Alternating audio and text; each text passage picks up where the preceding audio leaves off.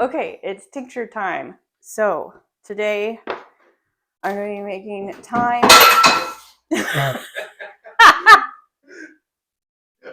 I'm going to be making thyme and oregano leaf tinctures. Sorry, Nick is crawling under the camera so he doesn't come into view. Okay, so usually when I do tinctures, it's from plants that I have grown myself. But unfortunately, I am out of oregano and I'm also out of thyme. But I'm also just about out of those tinctures. So when I purchase herbs to use to make medicine with, I make sure that I use the very best, most high quality herbs that I can get. So there's several different companies out there. One of the ones I like to use is Frontier. I can get a good quality organic herb through them, and I get it bulk through my local food store, and they give me a discount on it when I buy bulk. So this is just normal leaf thyme that you would use for cooking with, and same thing with the oregano leaf. So first thing I'm going to do is just label my jars, because no matter what you think, once it's in the bottle, you can't tell what it is anymore.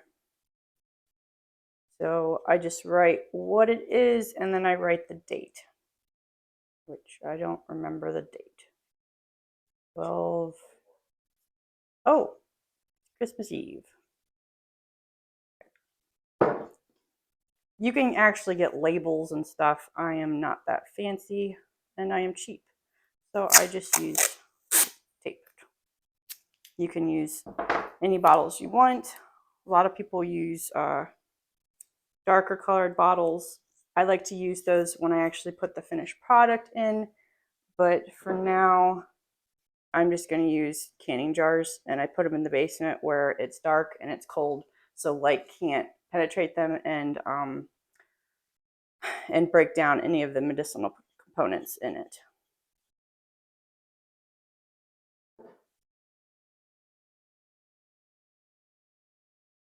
Okay, so we got our herbs.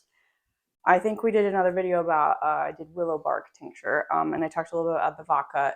Because we are making medicine, I don't just use any vodka. I use a high quality vodka. You can buy organic vodka that's made in the US. That one, I've used that one before, but I really like this brand. This one is actually made in the UK. They're a little bit more stringent in the UK than we are in the US as far as what pesticides and stuff can be used on their crops. So I feel like this one's a very high quality one.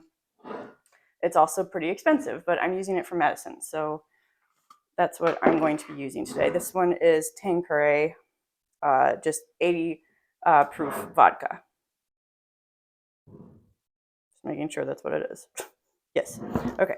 So we're going to start with the oregano.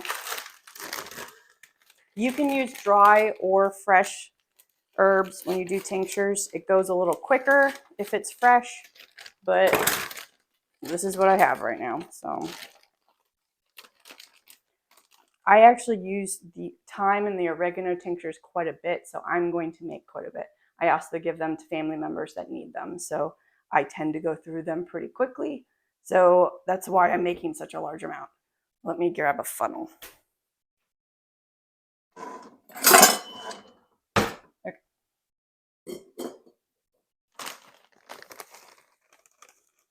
Okay, so I just fill it up to the top.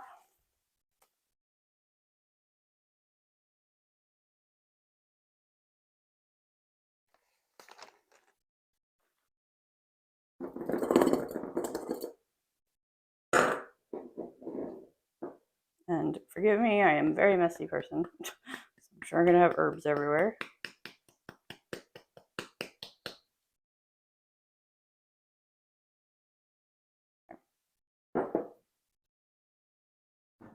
And then I'm just going to completely cover it completely with the vodka.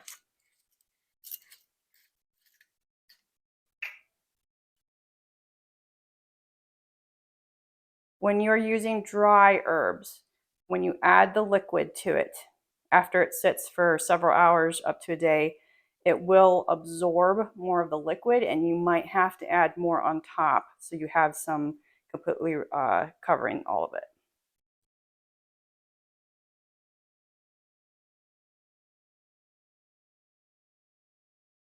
So I know this looks like a lot, and it is, but like I said, I go through a lot of this. For oregano tincture, that is really good for bacterial infections. Thyme is better for viral infections. So we use a lot of this, especially around cold and flu season. Okay, like I said, that one is completely filled, but I know in about a day the liquid's going to go back down because the herbs are going to absorb that. So I'm actually going to leave it up here, and then tomorrow I'll top it off to make sure it's completely covered. And then I will put it in the basement in a really dark, cold place so that it can sit for, you want the kind of rule of thumb, kind of rule of thumb is about 6 weeks. You want to let it sit to let all of the alcohol draw all of the medicinal properties out of that herb. And then you want to strain it off. And then we'll put it in a separate dropper bottle that is a dark, like amber color. And I'll show those in another video. So onto the thyme.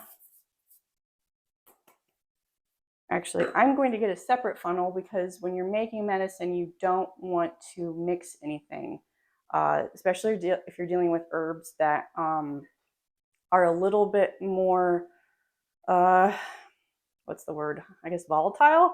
So there's some herbs that you really have to know what you're doing with. These are not really those ones. These ones are very mild. They don't really have a lot of contraindications.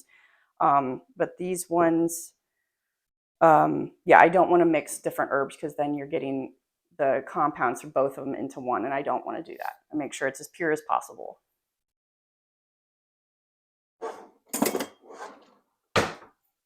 Okay, clean funnel.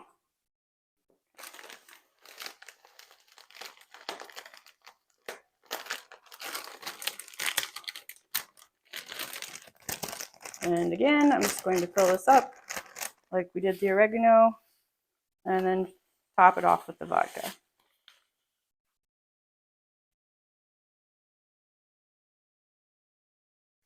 And I put too much in that one.